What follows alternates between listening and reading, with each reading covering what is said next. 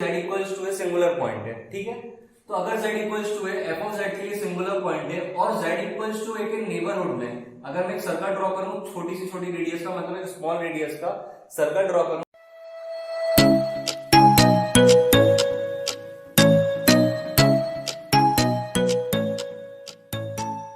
Hey guys, this is Ayush Gorkha और आज के वीडियो में बात करने वाले हैं कॉम्प्लेक्स एनालिसिस के नेक्स्ट पार्ट की।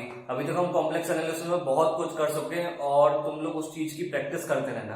तुम सिर्फ वीडियो देख के सोचो कि पूरा हो जाएगा तो ऐसा नहीं होगा, थोड़ी प्रैक्टिस तुम्हें खुद से भी करनी पड़ेगी। बाकी डाउट्स हो तो तुम मेरे को इंस्टाग्राम पे डीएम करके पूछ सकते हो, ठीक है।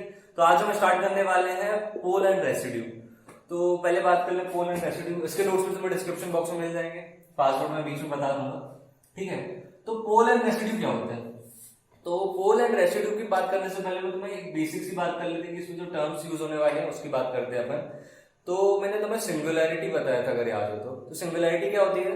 सिंगुलैरिटी मतलब कोई भी ऐसा पॉइंट जहां पे फंक्शन नॉट डिफाइन हो या फिर ऐसा पॉइंट जहां पे फंक्शन एनालिटिक ना हो, तो उसे अपन कहते हैं सिंगुलर पॉइंट, ठीक है। एक बार डेफिनेशन पढ़ के देख लेते हैं। A point z0 is said to be a singular point of analytic function fz if fz is not analytic at point z0, ठीक है। ये तो हो गया डेफिनेशन, बकवास सी बात है, ठीक है। चलो एक एग्जांपल लेके बताता हूँ। For example f of z equals to 1 upon z minus 2 दिया है वो, ठीक है। तो सिंगुलर पॉइंट वो पॉइंट होता है जहां पे फंक्शन नॉट डिफाइन होता है। मतलब ये जो z इक्वल्स टू 2 रख दूंगा अगर मैं, तो ये फंक्शन इंफिनिटी हो जाएगा, ठीक है। जैसे ही मैं z इक्वल्स टू 2 रखूंगा तो फंक्शन इंफिनिटी होगा, है ना। अगर फंक्शन इंफिनिटी होता है z इक्वल्स टू 2 पे, मतलब फंक्शन का डिफरेंशिएशन करो अगर मैं z इक्वल्स टू 2 पे, तो वो भी इंफिनिटी होगा एट z इक्वल्स टू 2, होगा कि नहीं? अगर फंक्शन ही इंफिनिटी है तो भैया उसका डिफरेंशिएशन तो इंफिनिटी होगा ही ना। अगर डिफरेंशिएशन इंफिनिटी हो रहा है मतलब एनालिटिक तो हो ही नहीं पाएगा ना फंक्शन, क्योंकि du by dx वगैरह निकालते थे ना अपन एनालिटिक प्रूफ करने के लिए, तो फंक्शन एनालिटिक नहीं होगा। मतलब सिंगुलर पॉइंट फंक्शन एनालिटिक नहीं होता, इसलिए डेफिनेशन में ऐसा लिखा है upon z0 is said to be singular point of analytic function if f of z is not analytic at point z0। Clear है? ऐसे कहते हैं अपन सिंगुलैरिटी, ठीक है। डेफिनेशन लिखो मत, नोट्स में मिल जाएगी। और जो पॉइंट्स आते हैं सिंगुलर पॉइंट्स कहते हैं। अब सिंगुलैरिटी बहुत सारे टाइप्स की होती है। सिंगुलैरिटी में दो टाइप्स की होती है मेनली, तो और बाकी आप लोग को इतना करने की जरूरत नहीं है। आइसोलेटेड और दूसरी होती है नॉन आइसोलेटेड। तो आइसोलेटेड सिंगुलैरिटी क्या होती है वो मैं अभी बताऊंगा। नॉन आइसोलेटेड जो सिंगुलैरिटी आइसोलेटेड नहीं होती वो नॉन आइसोलेटेड होती है। तो आइसोलेटेड सिंगुलैरिटी क्या होती है? Isolated singularity if z equals to a singularity of f of z and if there is no other singularity within the small circle surrounding the point z equals to a, then z equals to a is said to be isolated singularity। अब ये बोलना क्या चाह रहा है देखो समझो, बहुत आसान है। वो बोल रहा है अगर z इक्वल्स टू a किसी भी फंक्शन के लिए, for example f of z एक फंक्शन है, उसके लिए z equals to a singular point है, ठीक है। तो अगर z equals to a f of z के लिए सिंगुलर पॉइंट है और z इक्वल्स टू a के नेबरहुड में अगर मैं एक सर्कल ड्रॉ करूं छोटी सी छोटी रेडियस का, मतलब एक स्मॉल रेडियस का सर्कल ड्रॉ करूंगा z इक्वल्स टू a के आसपास, तो अगर उस रेडियस के सर्कल में कोई भी और सिंगुलर पॉइंट नहीं आ रहा है तो ये जो पॉइंट होगा ये आइसोलेटेड सिंगुलर पॉइंट कहलाएगा, ठीक है। फॉर एग्जांपल मैं ले लेता हूं एक फंक्शन है, ये कर्व डिफाइन कर रहा है एक फंक्शन, ठीक है।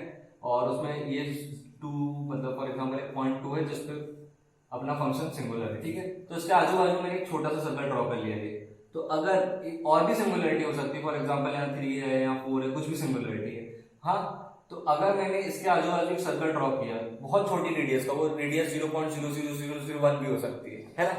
तो बहुत छोटी रेडियस का अगर मैंने सर्कल ड्रॉ किया और उस सर्कल में कोई भी सिंगुलर पॉइंट और नहीं आ रहा है, मतलब वो पॉइंट जो जिस पॉइंट पे अपन ने सर्कल ड्रॉ किया वो क्या हो जाएगा? Isolated singular point. समझ आ रहा है क्या बोल रहा हूँ? ठीक है।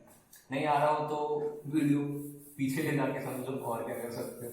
समझ आया ना? वैसे बहुत इजी था, सिंपल है। नेबरहुड में कोई भी नहीं होना चाहिए, इसे कहते हैं आइसोलेटेड सिंगुलर पॉइंट। अगर कोई आइसोलेटेड सिंगुलर नहीं है तो वो नॉन आइसोलेटेड हो जाएगा, ठीक है। तो हो गई आइसोलेटेड सिंगुलरिटी। अपन एक एग्जांपल देख लेते हैं। For example f of z equals to z upon z minus 2 और z माइनस 5 दिया है और मैं पूछ रहा हूँ इसमें आइसोलेटेड सिंगुलर पॉइंट बताओ। तो तुम बोलोगे कि भैया z equals to 2 isolated singular point होगा कि नहीं होगा? z equals to 2 isolated singular point क्यों होगा? अगर ये f of z एक फंक्शन है, ठीक है। f of z अगर एक फंक्शन है तो अगर मैं इसका एक कर्व ड्रॉ करूं और इसमें 2 के आसपास एक छोटी सी रेडियस का सर्कल ड्रॉ कर लूं, तो उसमें z इक्वल टू 5 आएगा क्या? नहीं आएगा ना। अगर z इक्वल टू 5 नहीं आएगा मतलब z इक्वल टू क्या हो जाएगा? Isolated singular point. और अब तो मेरे से पूछोगे भैया z इक्वल टू 5 होगा कि नहीं, तो z इक्वल टू 5 भी आइसोलेटेड सिंगुलर पॉइंट होगा। क्यों होगा? क्योंकि अगर मैं z इक्वल टू 5 पॉइंट ले लूं यहाँ पे, मतलब पॉइंट तो अपन कर्व में कहीं भी लेंगे, जो प्लेन में ड्रॉ करते हैं ना वैसे लेते पॉइंट, ठीक है। तो अगर पॉइंट में z इक्वल टू 5 ले लूं, उसके पास में छोटा सा सर्कल ड्रॉ करूं, फॉर एग्जांपल मैं हाफ रेडियस का सर्कल ड्रॉ कर लूं, तो उसके अंदर z इक्वल टू 2 आ रहा है क्या? नहीं आ रहा ना। तो और अपन ने क्या सीखा है? आइसोलेटेड सिंगुलर पॉइंट वो पॉइंट्स होते हैं जहां पे अगर मैं छोटा सा सर्कल ड्रॉ करूं, उस पॉइंट के आसपास और कोई सिंगुलर पॉइंट ना आए उस सर्कल के अंदर, तो वो पॉइंट का कहलाएगा आइसोलेटेड सिंगुलर पॉइंट। तो z इक्वल टू 5 भी आइसोलेटेड सिंगुलर पॉइंट होगा। क्लियर है? चलो अब आइसोलेटेड सिंगुलरिटी 2-3 टाइप की होती है। क्या होता है चलो देख लेते हैं। आइसोलेटेड सिंगुलरिटी, ठीक है। इसमें पहला टाइप होता है रिमूवल सिंगुलरिटी,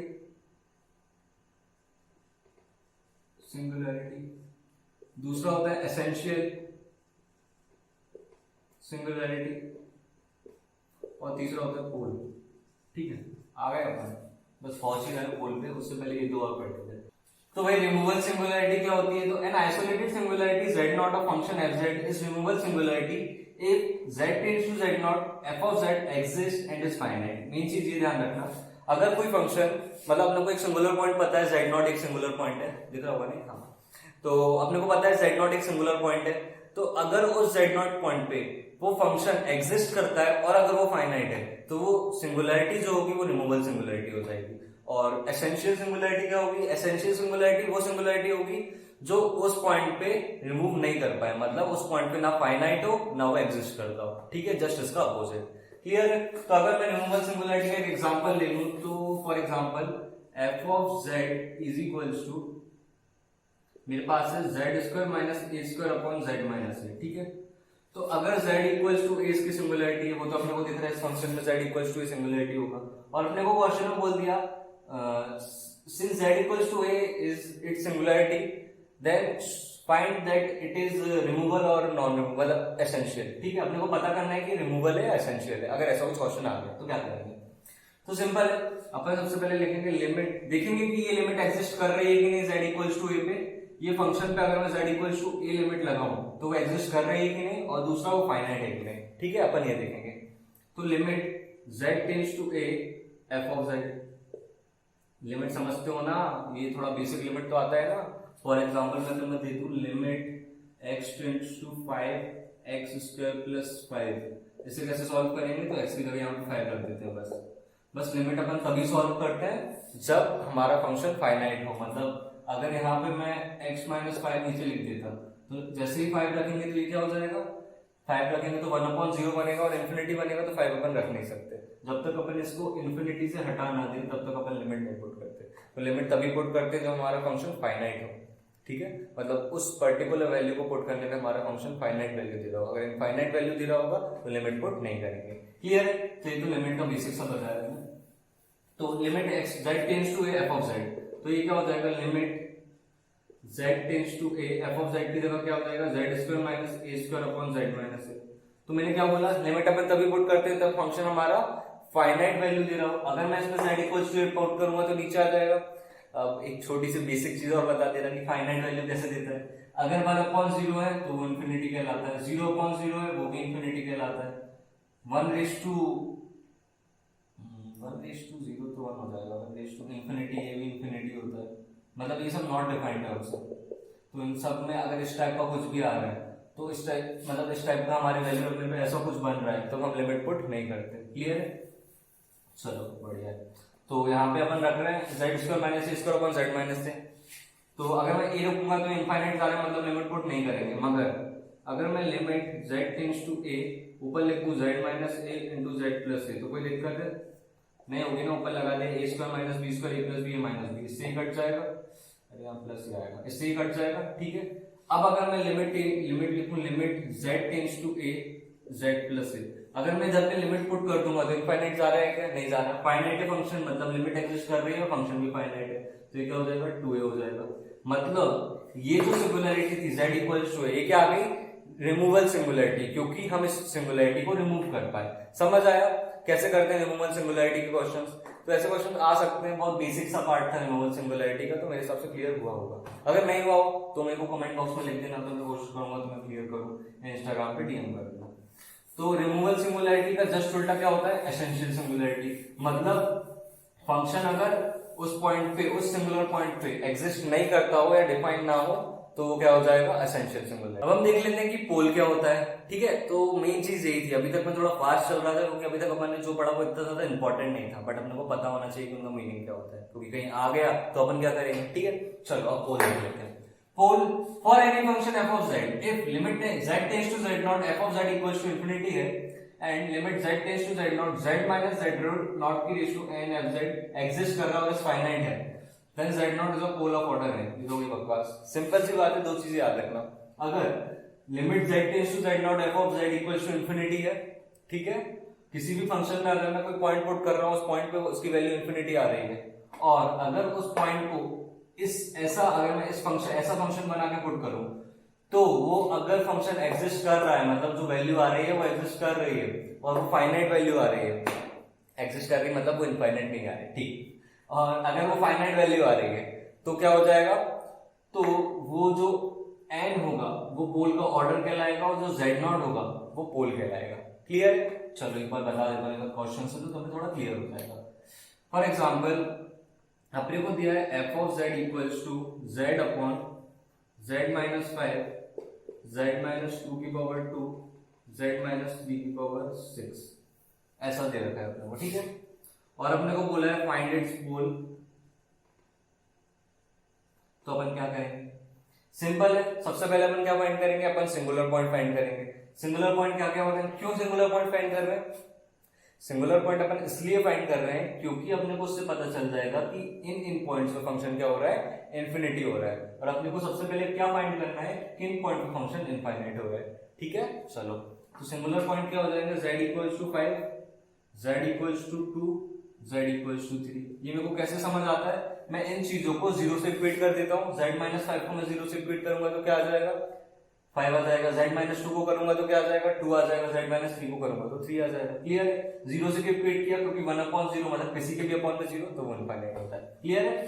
बिल्कुल बेसिक पार्ट क्लियर करके चलना।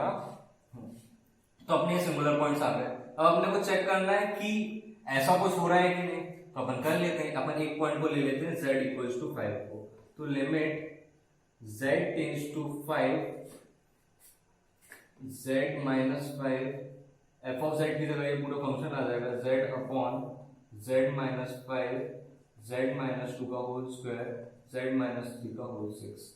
z माइनस 5 से z माइनस 5 कट जाएगा। अब मैं अगर इसमें 5 पुट कर सकता हूँ कि नहीं? कर सकते हैं। यहाँ आ जाएगा 5 अपॉन 5 माइनस 2 का होल स्क्वायर मतलब 9, 5 माइनस 2 3 होगा, 3 का होल स्क्वायर 9, 5 माइनस 3 का होल की पावर 6 मतलब 2 की पावर 6, 2:6 मतलब 4:3, 4:3 मतलब 64, 64।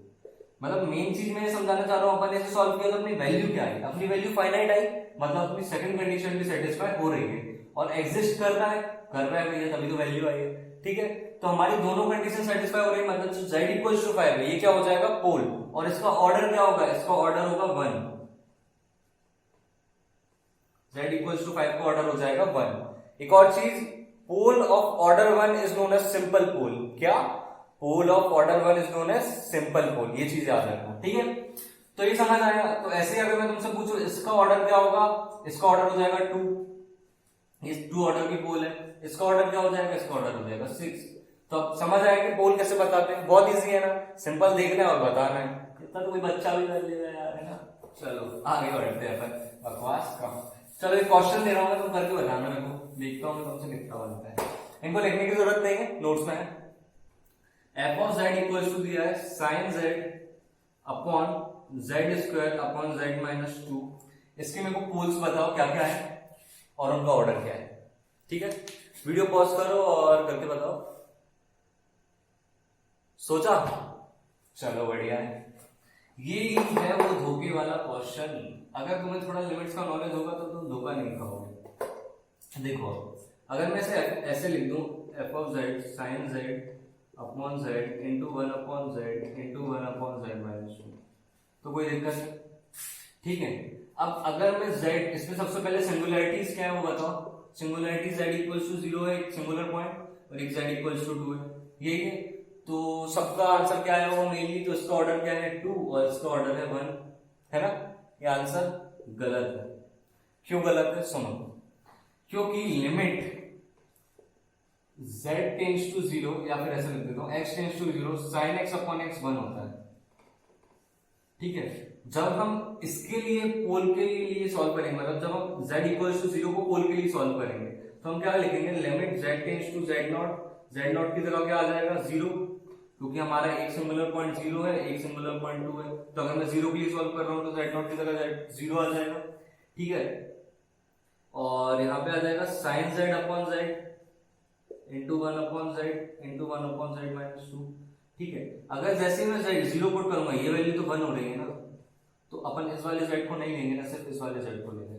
तो इसके लिए ऑर्डर हो जाएगा, मतलब दो पोल्स तो हैं, z इक्वल्स टू 0 एक पोल है और z इक्वल्स टू 2 एक पोल है, बट इसका ऑर्डर भी 1 है, इसका ऑर्डर भी 1 है, मतलब दोनों क्या है सिंपल पोल है। क्लियर हुआ। बहुत इजी क्वेश्चन था, कुछ नहीं था, मतलब बहुत इजी सा पार्ट था। बस इतना चीज ध्यान रखनी थी कि sin z अपॉन z 1 होता है, इसलिए अपन ने इसको 1 कर दिया और एक ही z आएगा, मतलब इसका ऑर्डर 1 ही होगा। तो ऐसे क्वेश्चन में धोखा मत खाना, थोड़ी लिमिट्स की प्रॉपर्टी याद रखना। तो हम देख लेते हैं कि रेसिड्यू क्या होता है। रेसिड्यू क्या होता है, तो देखो residue, if z0 is a pole of f of z, then residue of f of z at pole z0 is denoted by RES z0 simple and given by residue of z0 equals to 1 upon 2 pi I over the curve C f of z dz, where C is the closed curve containing z0।